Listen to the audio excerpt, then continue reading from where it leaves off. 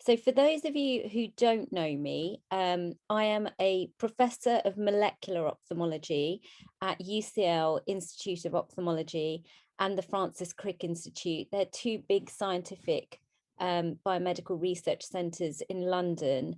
And I have a research group that focuses on genetic eye disease. Specifically, we have a group that is focused on inherited retinal diseases, and we're looking at trying to further understand the cause of these conditions, but also to find therapeutic targets which we can then use to go on to develop treatments. And we do a lot of work in developing novel therapeutics, specifically for Usher syndrome, retinitis pigmentosa, and some of the more severe forms of inherited retinal diseases that exist. I'm also a consultant ophthalmologist specializing in inherited retinal diseases and genetic eye conditions, and I'm based at Moorfields Eye Hospital and Great Ormond Street Hospital for Children. So let's see.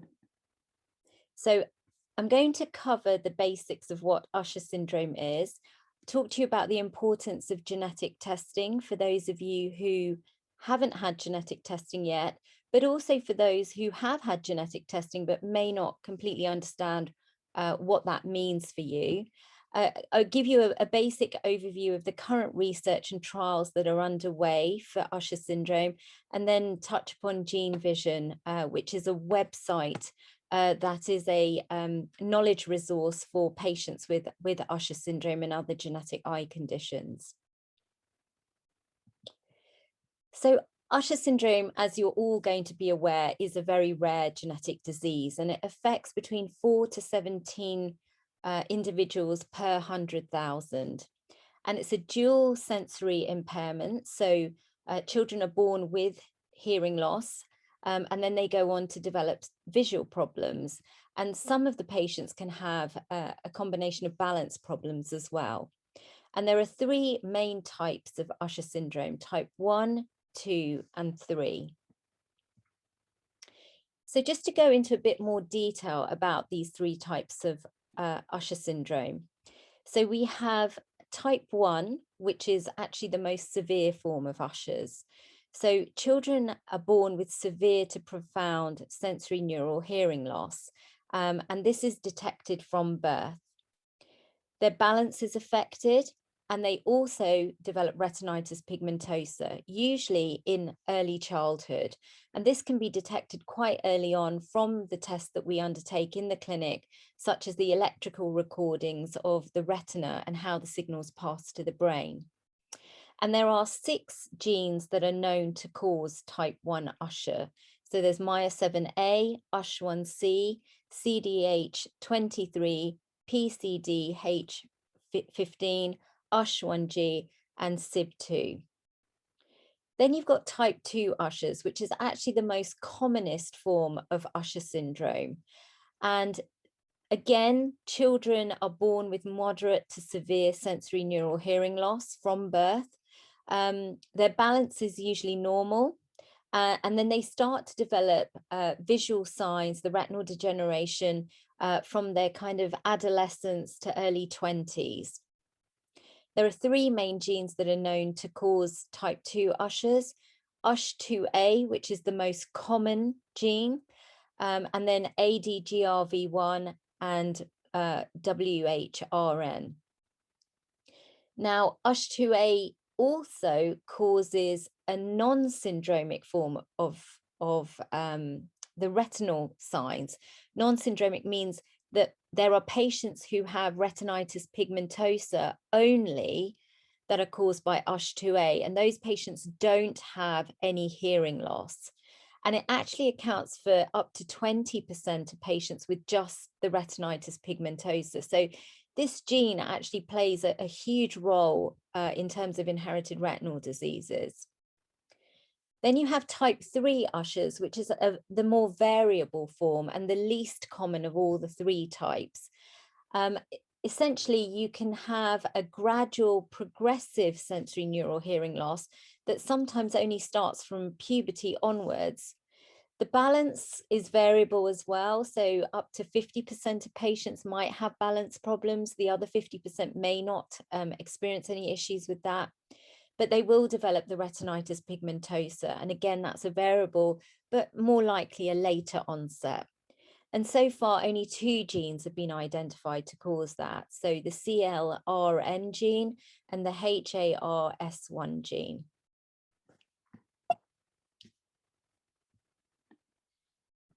So for the patients that are born with type 1 and type 2 Usher syndrome, they're usually picked up on the newborn hearing screens.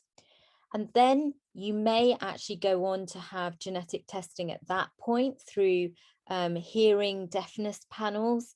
But that may not be the case. We're hoping more patients will be picked up that way. You may have just been referred straight to ophthalmology for an assessment. And depending on the age by which you actually reach ophthalmology, there may already be some history of the child experiencing problems with their vision in the dark, which we call night blindness. They may be exhibiting some signs of visual field loss. But for some patients, it's not that obvious. Younger children may not feel comfortable in the dark. If they're already walking, they might be more clumsier in the dark, and parents may notice that. So it's important that we examine the children. Initially, the retinas may look normal, but there may be early signs of retinitis pigmentosa. And so when you reach the eye clinic, we should be doing several tests. Depending again on what age the child is, we would test their field of vision. Can't often get an accurate reading until they're probably, around 6 or 7 years. And as they get older, that gets easier to do. We take imaging of the back of the eye, the retina, and we do scans using infrared and bright flashes of white light. And we also do those electrical tests, and I'll go through that. But it's important that now, if a child hasn't got a genetic result, that we undertake that as a priority. So this is a picture of the back of the eye. One is a healthy eye. So this is, I hope you can see my cursor, but the image on the left side is of a healthy eye, and the image on the right side is one of a patient with retinitis pigmentosa caused from Usher syndrome. You can see, just to orientate you, that the small yellowy circle is the optic nerve that sends signals from the back of the eye all the way to the brain. Then you've got the blood vessels that are spanning out across the retina. That helps to feed the retinal layers with nutrients and oxygen. And then you've got this kind of a dimmer area right in the center. That's your macula, your area of central vision. That's what helps you to see color, fine detail, small text, faces, things in the distance, in clarity.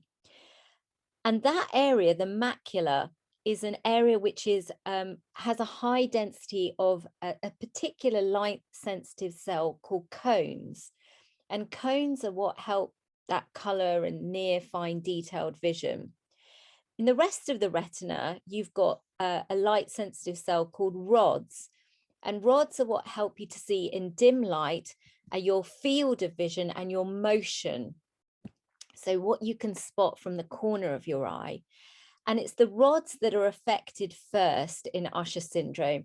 And you can see in this retina of Usher syndrome patient that you've got these kind of little black dots and lines in the peripheral part of the retina.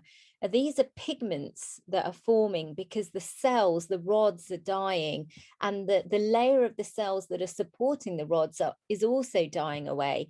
And so you get these what we call bone spicules. And I don't know who decided to call these pigmentary changes bone spicules, but that's what they're called. And so these kind of are found in the periphery. If we look kind of centrally, this is the macula, and actually this area to the naked eye looks absolutely fine, and the blood vessels also, are actually looking okay. But if you look really closely at the blood vessels here, they're not as striking as on this side. And certainly in retinitis pigmentosa, we see thinning of the blood vessels too. So I'm just going to give you a closer look at that. So here are the kind of classic signs of what we call retinitis pigmentosa. And I wouldn't expect to see this in any of the children, but certainly as they kind of get older in their 20s, 30s, we start to see a lot more of these signs. So you can see here that pale yellow circle is the optic nerve. That's what I was saying was sending signals to the brain. Now, in patients with RP, retinitis pigmentosa, this actually becomes paler. It's not as kind of reddy pink and healthy as it should be. And you can see more closely here that the blood vessels are really thinning out. They're not as juicy as they would be in an unaffected eye. And much more of these kind of bone spicule pigments in the periphery. But you've got this kind of bright orange area here where your macula, your area of central vision is. And this is still preserved in this patient. That's why it's that kind of enriched color. But all around here, the retina is thinned away. It's not working as well. So it's much more what we call atrophied and thinner. So then we can undertake something called a fundus autofluorescence. And a lot of you will, if you're a patient or have a child, will know this is where we shine a really bright white flash of light in the eye. And we look at the signal that's coming back from that bright flash. Now, again, this is the same picture of the Usher patient in the other image that I showed. And you can see these black dots. This is masking where you've got that pigment forming. And then you've got a bit more kind of black dots, which is actually showing signs of where the retina is actually has lost cells. That part of the retina is not working anymore. But right here in that area of central vision, you've got this really bright white circle. And this is called a hyper autofluorescent ring. This actually is very indicative of patients who've got retinitis pigmentosa. And where you've got a very bright signal, it's actually showing that those cells are sick. They're not functioning as well as a cell that isn't having that bright signal. And it's because it's getting a buildup of something called lipofuscin, which is a buildup of a kind of metabolic byproduct. And it has a very bright kind of signal that is shone back to you. Now, we now use that bright ring, we measure the area of that, and we can use that in clinical trials now to measure the disease progression of a patient and whether or not, for example, a treatment may be helping to stabilize that patient. And that's what I've put in these pictures next door. So we've traced around that hyperfluorescent ring at, say, baseline, time 0. And then a year later in a patient, we've remeasured it and we've shown that that area is now constricted. So these cells outside of the ring are really not functioning and are probably slowly dying off. The cells within the circle are still functioning, but the bright signal is where they're struggling to work, but they're still alive, which means they are still amenable to treatment. And then you've got at 3 years, the ring has really shrunk. So for example, if we were to give a treatment to a patient and at 3 years, we managed to hold the patient at this inner ring, it would show that there was certainly, that the treatment was having a positive effect. We can also do something called optical coherence tomography in clinic. And this, as I mentioned, is where we use infrared light to take an optical section through the back of the eye. And this is what the configuration is in an Usher patient. I should have probably put a picture of someone who wasn't affected, but that looks similar to this. So you kind of had this hill and a valley and a hill pattern. And then all these kind of graduations of different gray layers are parts of the retina. And again, what we can do is we can measure the amount of the retinal island at the macula that is still intact and still working. So for example, with this patient with Usher's, the boundaries would be here, where we see all the layers of the retina still intact. And if we look over here, we've got the baseline at time 0, where we can get an idea of that edge of healthy retina that's still there and functional and treatable. At 1 year, that boundary has encroached, it's become smaller. And at 3 years, it's become even smaller. And this again just shows you some of the work that we've been doing, as Chloe mentioned, in terms of the natural history work, and deeply characterizing patients so that we can say in clinical trials, these would be the outcome metrics to look at to see if a treatment is slowing down that rate of progression in a patient. We do visual fields. And again, as I said, you know, we only really start to do that from the age, depends on compliance and how well children can learn and do these tests. But from 7 years onwards is kind of when we start to think about that. But this is just an example of a normal visual field. And any black areas are areas where an individual can't see from. And so we all have this area here, this black spot, which is actually where the optic nerve leaves the back of the eye and goes to the brain. Now, we call this our blind spot, and we all have that. So, you know, you would have heard the term, oh gosh, I didn't see that cyclist, he was in my blind spot. That's what we're referring to, this little blind spot, and we all have it. But in Usher's, we're losing this peripheral field of vision as well. And so that's why it's coming up as black when we measure a patient's visual field. This is a patient that is much more advanced, but they've only got a very small constricted field left. But again, we can use that to monitor change. Then a lot of you will know and have experienced the electrical exams that we do on patients. So we do these to get an indication of how much of the retina is functioning still. And especially in children that are born with type 1 Ushers, where we want to assess whether or not the retina is affected and whether this is actually Ushers or just a severe form of isolated deafness, we undertake this test. And we usually apply electrodes around the eyes, and we flash lights and checkerboard patterns, and we can measure the responses of the retina and again, how that transmits to the brain. And in patients with Ushers, we usually see a reduction in those rods, those photoreceptor cells that help us to see in dim light and our field of vision. They are usually affected first. But as we progress in the disease, we start to see more of the cone involvement. And at later stages, sometimes that ERG can be undetectable. And so we only usually undertake an ERG once, usually to help us with diagnostic purposes. And the only other time that we would really repeat this is if, for example, the baby or the child was non-compliant or we didn't get good enough readings, then we may repeat it again. But it's not a test that we tend to repeat regularly for monitoring purposes. What we tend to use is the OCT and the autofluorescence, and obviously the vision assessments that we do in the fields. And I'm just going to play this really short video just showing you the kind of tests that we do on the kids. Oops, no, go back. Let me play this.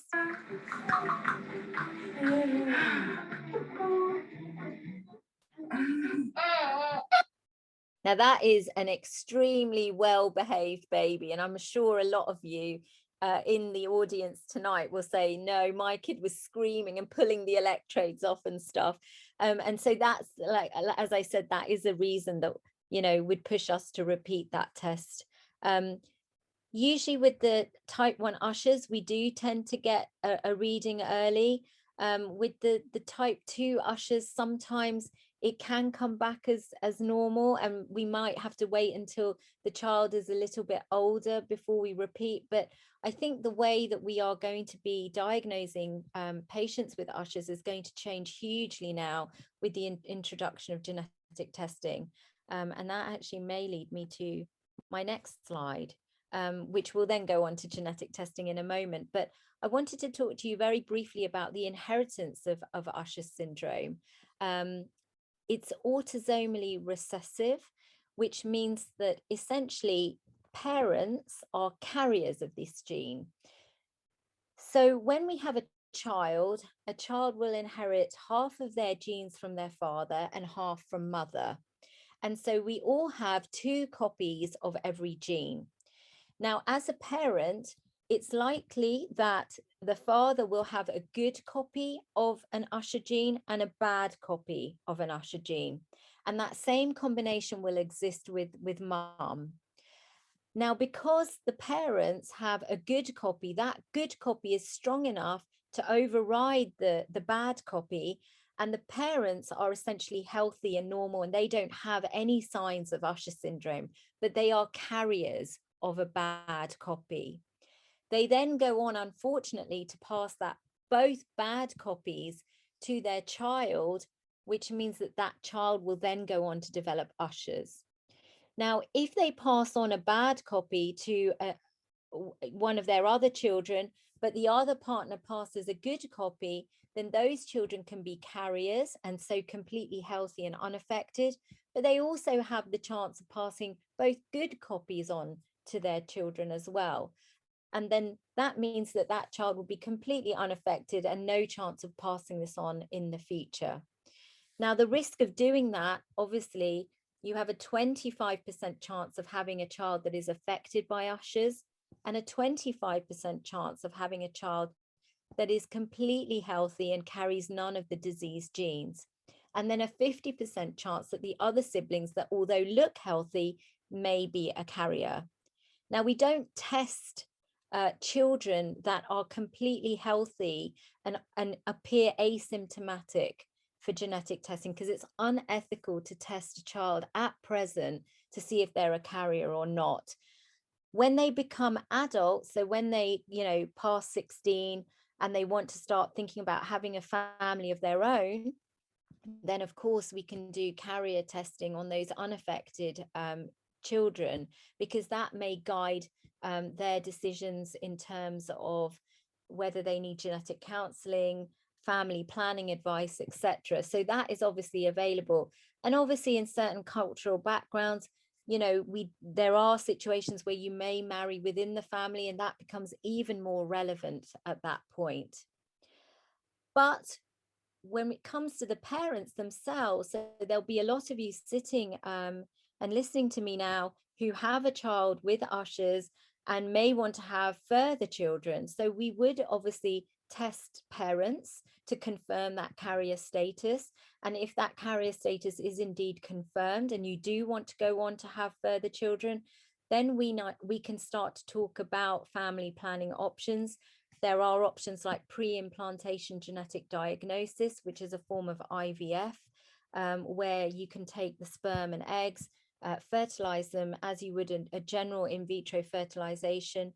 And when you get to the ball of cells, the blastocyst stage, we can take a cell, check whether it's carrying both bad copies of the Usher gene, and we would only implant back healthy embryos into the mother, so you know that your child would be unaffected in the future. And I think I have got a slide on that coming up, so we'll talk about that more in a second. Oh, it's the next slide. There we go. I think I've basically said all of that. But in terms of the importance of genetic testing, I'm sure I know from experience, the 2 main questions that a patient will and a family will ask me in clinic is, firstly, why did this happen? What is the cause? And secondly, is there a treatment? And genetic testing will help answer both of that, not in all cases. And I know there's definitely patients sitting in the audience tonight that have had genetic testing and their results have come back negative. And there is a reason for that. And I will go into that again in a moment. But, it's important for us to do that because for most inherited retinal diseases, we now have a 70% chance of getting a genetic diagnosis on the tests that we currently do in our clinic. So we can at least explain why this happened. And then it will help parents who have that guilt of, oh my God, was it because I had a urinary tract infection at this stage of pregnancy? Is that the reason? Is it because I took antibiotics? Oh my God, is it because I had that drink before I even knew I was pregnant? parents will rack their brains on why this has happened, and we can at least give you an answer for that. We as clinicians need to know the cause of the disease so that we can get the right team in place to look after our children. So, for example, if you're presenting to an audiology clinic and we want to know, is there going to be a chance that this is Usher syndrome and we're going to have sight problems in the future? You want to make sure you see an ophthalmologist as soon as possible. In terms of receiving the accurate genetic counseling, and I've talked to you just now briefly about autosomal recessive inheritance, how that implicates your child going forward. So just to say that a patient with Usher syndrome will pass on a bad copy of their gene to their future children. But as long as they're married to someone who is not related to them and has no history of sight loss problems, then it's likely that their children will be unaffected in the future. But, you know, it's important for us to have that conversation. Family planning, I mentioned, there is obviously pre-implantation genetic diagnosis. There's also prenatal non-invasive genetic testing now, which before you'd have to do chorionic villus sampling, and other more invasive forms of genetic testing on a potential pregnancy. But now we can actually take blood from the mother and we can actually isolate the DNA of the fetus in the bloodstream and do genetic testing on that DNA to see if they've got a healthy pregnancy or if they're carrying a child with Ushers. If we find out the cause of your condition, it helps us from a research point of view to develop treatments, and then it helps you guys to access clinical trials and the research that is underway. So I mentioned genetic testing. Well, what we do at the moment is something called targeted gene panels. So this is just an example of nearly 250 genes that we test patients for that present with retinal dystrophies. And within these 250 genes are the Usher genes. And you can see quite a few of them down here, USH1C, USH1G, USH2A. The rest are hidden in this big list. And the way we test these genes is that we look at the instruction parts of the genes. So again, I've got a picture here, which is basically a line with some rectangular boxes. Now, this line represents our DNA. And our whole stretch of DNA is about 3 billion letters in length. And it's called the genome. And within our DNA, we have these areas called genes, and we have 20,000 genes. And each gene is split into subunits. And so those subunits are instruction parts that go on to produce a protein. And then there are bits in between those instruction parts. So my representation, each rectangular red box is instruction parts of the gene. And then the blue bits between are this, what we used to think was junk DNA. Now, what happens in our cells is this junk DNA called an intron is actually removed, and it actually ends up putting all the rectangles together as a nice string of instructions that is read by our cells that produce a protein. Now, these red parts of the gene actually only account for 2% of our entire genome, so 2% of those 3 billion letters. So when we undertake a genetic test at the moment, we only look at these red parts, these instruction parts of the gene. We don't look at the bits between or between genes.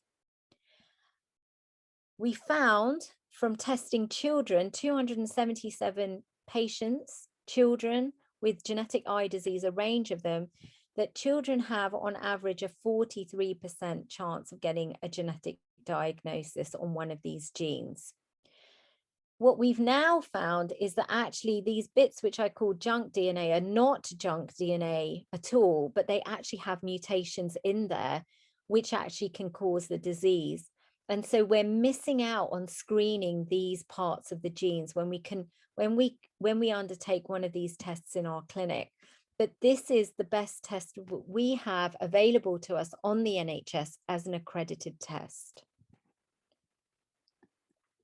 So what happens to those with what we call no primary findings? So they come to clinic, they have a genetic test, and it comes back with, I'm sorry, we couldn't find the results from the test that we undertook. Well, I'm pleased to say now we have something called whole genome sequencing, which allows us to essentially screen all 3 billion letters of our DNA code and all 20,000 genes. And it allows us to look at the instruction parts of genes, the bits in between that we used to think were junk, and the bits between genes as well. This test will allow us to screen known genes and interrogate new genes that may be new causes of Usher syndrome, or at least new causes of patients that have dual sensory impairment, because there are now starting to grow a cohort of patients that have hearing loss and retinal degeneration that may not classically fit within Usher syndrome. And this test is thought to increase our diagnostic rate by a further 40%. But at the moment, we are waiting for the NHS to make this test available to clinicians like myself so that it becomes an accredited test. At the moment, it's still very much in the research area, but it is coming soon. So to research, what are we doing? Well, there is a massive amount of work that is underway to develop treatments for patients with Usher syndrome, with retinitis pigmentosa, with retinal dystrophies. We're trying to take a personalized medicine approach. So there are obviously gene-based therapies that are underway. There are therapies that are underway in actually pinpointing individual mutations and gene editing that's called CRISPR-Cas9. There are RNA therapies, so antisense oligonucleotides, and you're going to hear a little bit more about that from ProQR in a moment. But these are basically therapies which target a certain part of the gene, and there is a trial underway for USH2A targeting patients that have a common mutation in exon 13. This therapy binds to that, and it essentially removes exon 13 from the instruction part of the gene. And so then the gene that is read without the damaging part, and it goes on to produce the protein, which we hope will still work in the same way that it should do. Then there are therapies that are being developed targeting common disease pathways, because again, as I said, there's a number of you sitting there who may not get a genetic result or may have an extremely rare gene where you don't have a particular gene therapy or mutation-based therapy that's going to be developed for you. And so there are lots of drugs under development that target these common pathways, like high levels of oxidative stress or cells dying. There may be certain gene therapies that target broader functions. So, for example, rod-derived cone viability factor. And I'm just going to spend a moment talking to you about this because I think there is hope for this therapy. It's very early, but a good idea.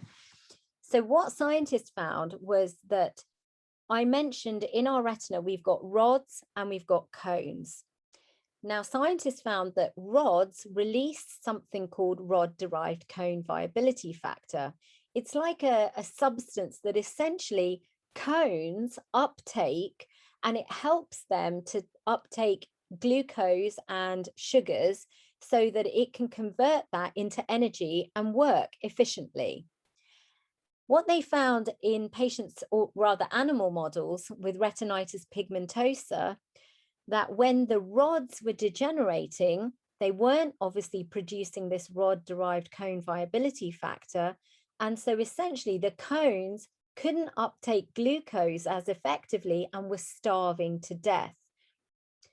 So the scientists then went on to develop a gene therapy for this particular factor and tested it on animal models. And what they found was that even when the rods had degenerated, if you could give this factor back to the cones, then the cones could uptake glucose and keep working better for longer.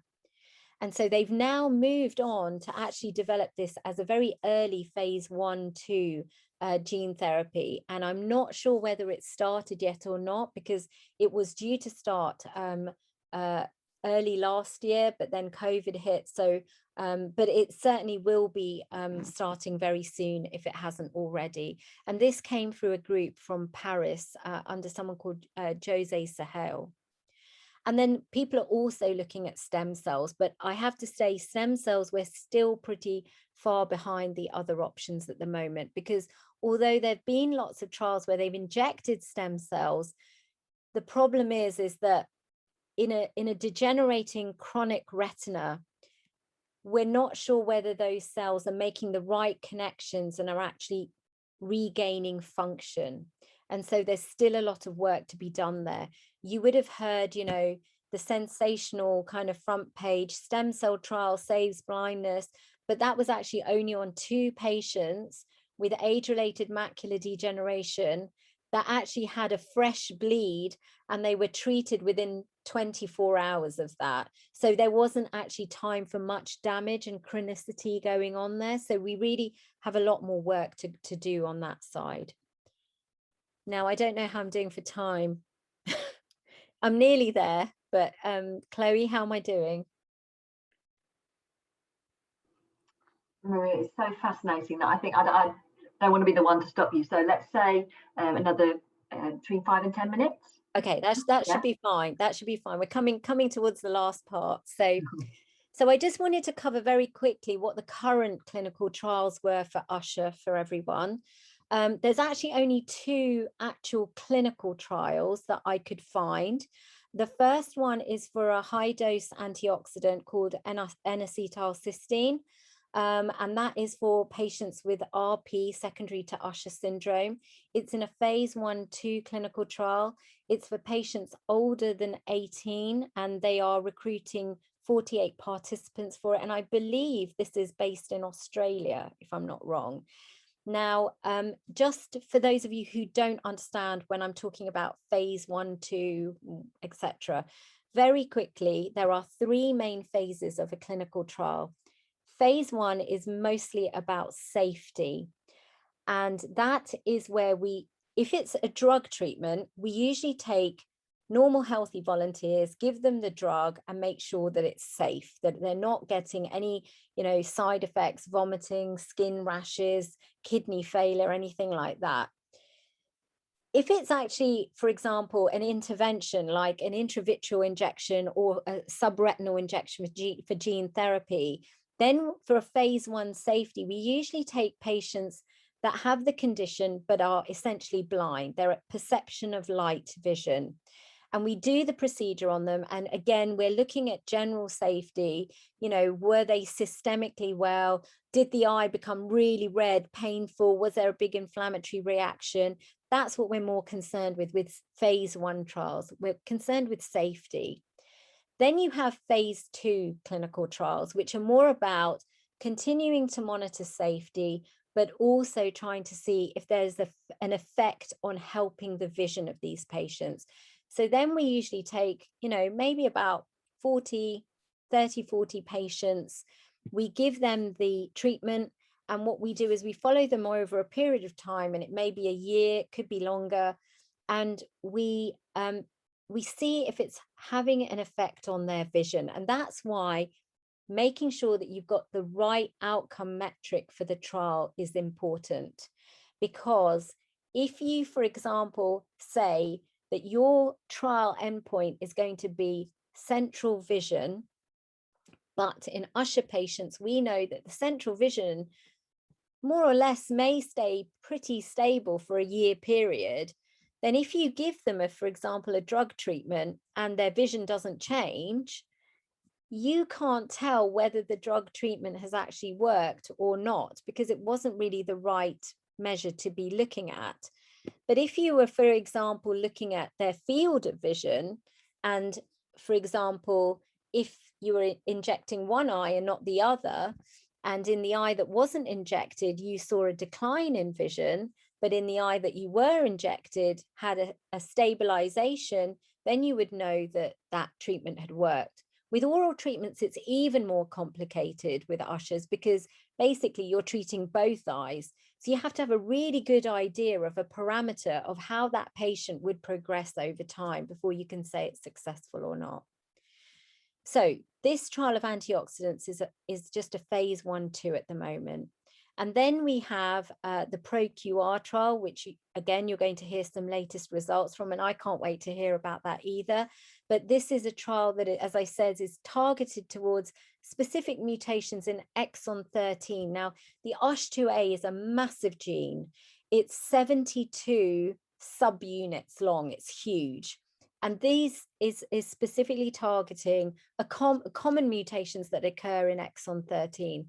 But unfortunately, for the patients who don't have a mutation in that particular area of the gene, then you would not be eligible for this treatment. But they have, I think, recruited 18 patients. And again, they're looking at patients 18 plus, and we'll hear more about that in a moment. In terms of the previous kind of clinical trials, there was a clinical trial that was a gene therapy for type 1B Ushers. So that was Ushers caused by mutations in the MYO7A gene. Now, what that involved was basically packaging the MYO7A gene in something called a lentiviral gene therapy vector, and it was called USHSTAT. Now, this trial, unfortunately, was terminated. It ran for a number of years between 2012 and 2019. And we're not entirely sure why it terminated. It may be because of safety concerns, because that vector is not the conventional vector that has been approved as a treatment for the gene therapy that's on the NHS.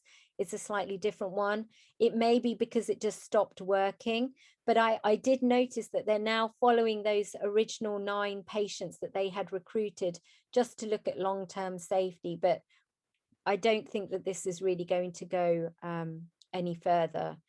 And then again, there was a similar trial that ran between 2012 and 2019, where they were giving a neuroprotectant agent called cilia neurotrophic factor as a cell implant that they injected into the eye for patients with RP aged between 18 and 55 with type 2 and 3 Usher syndrome.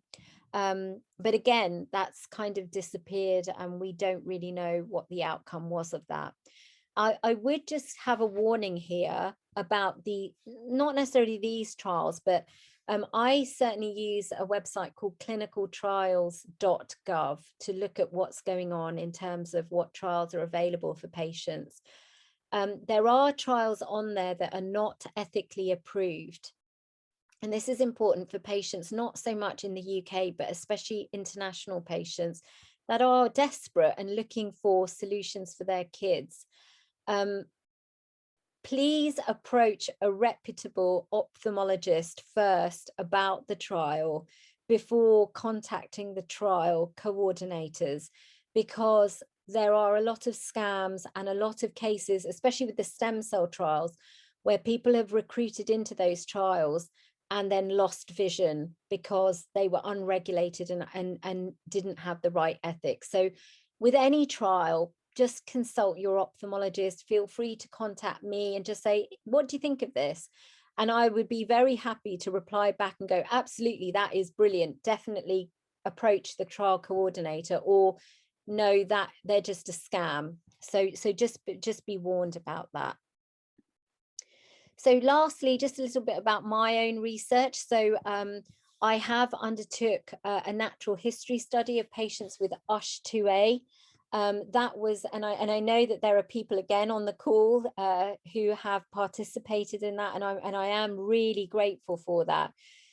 We initially undertook this natural history study because a group in Germany had been working on some small molecule drugs that potentially had the ability to override a certain type of mutation that caused USH2A and MYO7A and a lot of the other USH genes, but a specific mutation called nonsense mutations.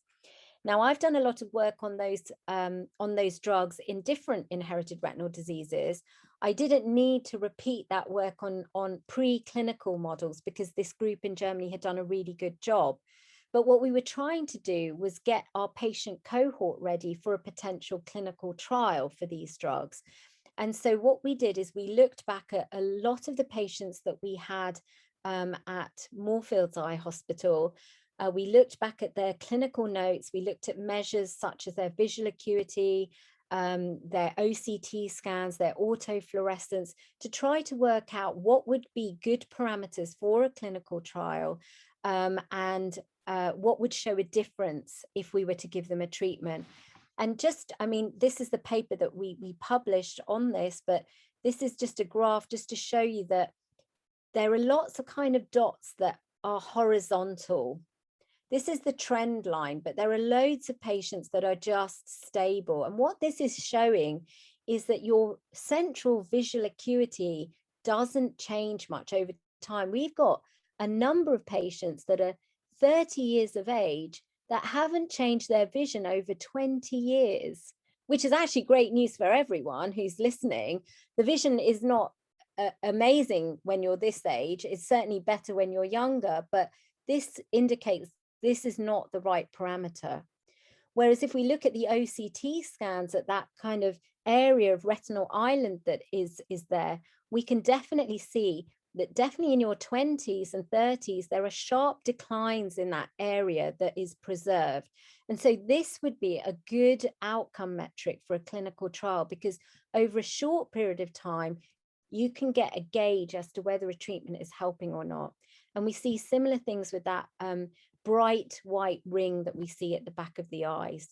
So we've been doing a lot of work on natural history studies, but also prospectively looking at patients in a lot of detail and looking at those parameters.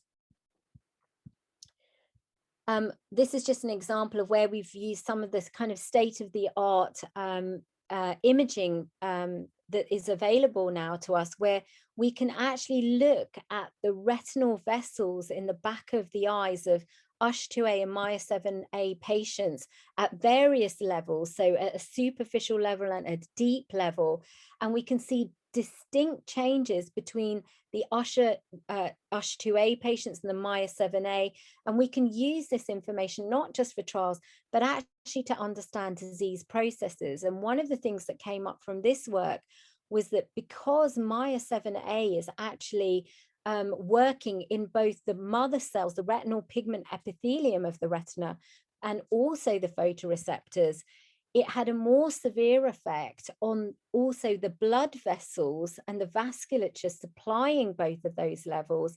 And so you were getting a faster degeneration because it wasn't almost getting enough nutrients from the blood supply from a very early age.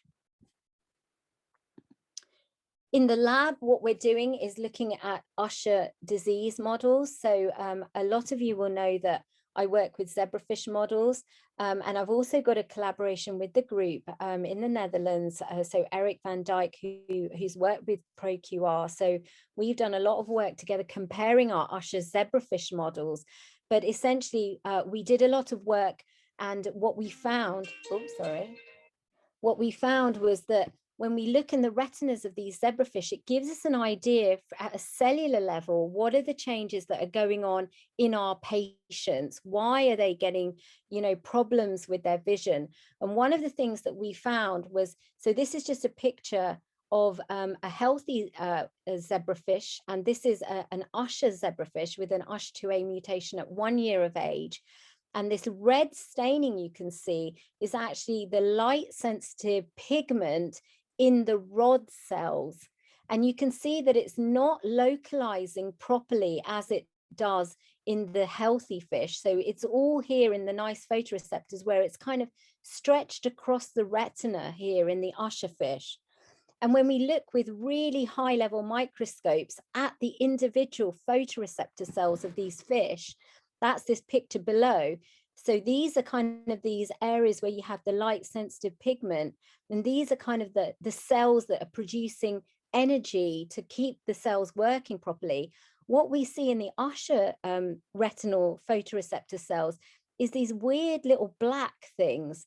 And these are actually something called lysosomes. They basically are like mini digestive systems, and they have enzymes that break up unwanted cell products. And what we think is that the light sensitive pigment is basically getting stuck in this region. It's not passing down to the area where it should do. And so you've got these structures forming to try to digest it. And the other thing that we've seen in these fish models is that the cells are essentially up regulated. They're basically trying to destroy themselves by eating themselves. And that's what's probably leading to the cell death. But this just shows you why it's so important that we really get an understanding of the disease mechanisms in disease models, because based on that, we can now think about, right, how can we help the light sensitive pigment get to the right place? How can we reduce these kind of digestive organisms from forming? How can we stop ourselves from self-eating? And we can find other therapeutic targets for this purpose. The other thing that we're doing is that we're growing retinas in a dish from patients with Usher syndrome. So this is just some pictures to show you. So what we do is we take a small skin biopsy. We can also take blood from patients and convert those cells into stem cells. And this is just a picture of a ball of stem cells from an Usher patient. And then we can convert those stem cells into parts of the retina. And so these are actually cells from, some of you may know Molly Watt actually, from Molly Watt Trust, but these are actually her early retinas growing in a dish. So this is her cells here, and this is just a healthy control. But this is very early on, day 32. But these actually, in order to actually see the kind of light sensitive cells and to start to see the USH2A gene forming, they're really long cultures. They take more than 5 months before you get to that time point. And unfortunately, it was this part of our research that was really hit hard by COVID, because essentially when the lockdown started, the university made us stop all of our cell culture work. And so unfortunately, this has kind of gone a bit backward, but we've started again now, I'm pleased to say. And then finally, a little bit about gene therapy and how we can tackle this for Usher syndrome. So we know that there is now an approved gene therapy for a gene called RP65 on the NHS. It's called Luxturna. Now, this gene is delivered by a viral vector called adeno-associated virus. Now, this virus can only hold genes of a certain size limit, and their uppermost size limit is about 4,500 letters in size. So the big issue for a lot of our Usher patients is that our genes are way bigger than that size limit. So the USH2A gene is around 18,000 letters long. The MYA7A gene is far bigger, not as big as USH2A, but bigger than the limit of these viral vectors. And so we need to think about a different way of packaging these big genes into delivery vehicles that can get to the eye. The other limitations with viral gene therapy is that there is a very small risk that they could integrate into a patient's own DNA, and so it could introduce a mutation. And we know from our clinical trials that there is a 10 to 20% chance when you have the surgery for viral gene therapy that you can get an inflammatory response that can lead to sight loss. And although I have to say I am a convert on gene therapy, having seen the effects on children in the NHS having this, but we don't know still what the longevity of this viral gene therapy is. It's also extremely expensive. In America, it's $850,000 for a single administration to both eyes. And the reason that we can't give a second administration if it doesn't work is because of the risk of an immune response. So these are all the things that we have to bear in mind when we're talking about viral gene therapy. So very thankful to Retina UK, who have been sponsoring an innovation project for the last 3 years, coming up to 3 years in my lab, on developing a non-viral gene therapy for USH2A, Usher syndrome. Now, this non-viral gene therapy basically can hold a gene of unlimited size. The largest gene that it has already got in place is 135,000 letters in size.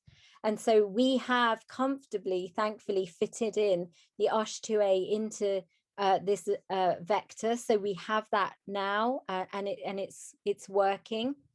This vector system is made of DNA, so that it's just composed of human elements. There are no viral components, so it has a reduced chance of an immune reaction, and it doesn't integrate into your DNA. And it's got this special component called a scaffold matrix attachment region that basically is found within all of our DNA, and it helps our chromosomes, our DNA, coil and bind and form its correct structure.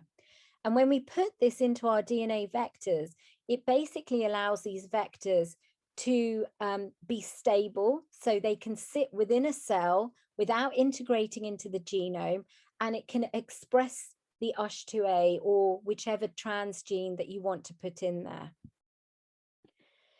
So we have been injecting our zebrafish with these vectors into our USH2A zebrafish, and where you can see these kind of red signals, this is where the USH2A gene has been working in the retina following an injection into the zebrafish. All this green also highlights where it's working.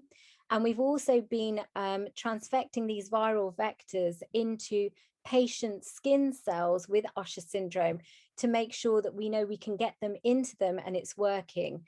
And at the same time, we have been growing up these stem cell induced patient retinas so that we can also test the vector system on that. But that's still work that we've still got to do in the future.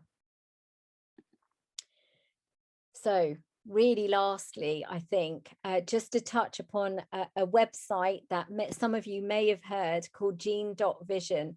So literally you just go into Google and type in gene.vision or in a browser, and you'll come up with a website that we launched on the 1st of December last year.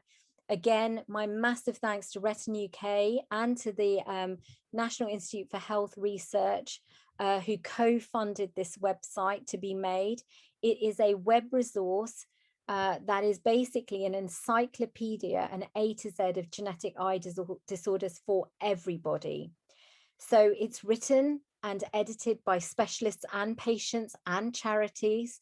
It's for patients and healthcare professionals. So for every entry, there is a page for patients and the public written in lay language, so you will understand everything.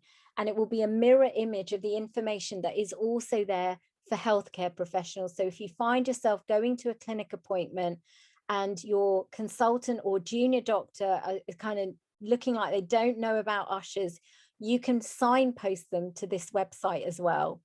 It has the relevant information all about your condition, the latest research, practical aspects on education, employment, driving, family support, coping with sight loss, low visual aids, genetic counseling, genetic testing, how to get referred to genetic specialist services across the UK, links with all the relevant organizations like Usher Kids, Cure Usher, all of, Retina UK, Esme's umbrella, and then it's got it's been basically tried and tested by patients and by digital accessibility consultants, those that are deafblind as well. So we know that for patients, you will be able to use any kind of speech software that will help you to understand and access the site fully, and it's completely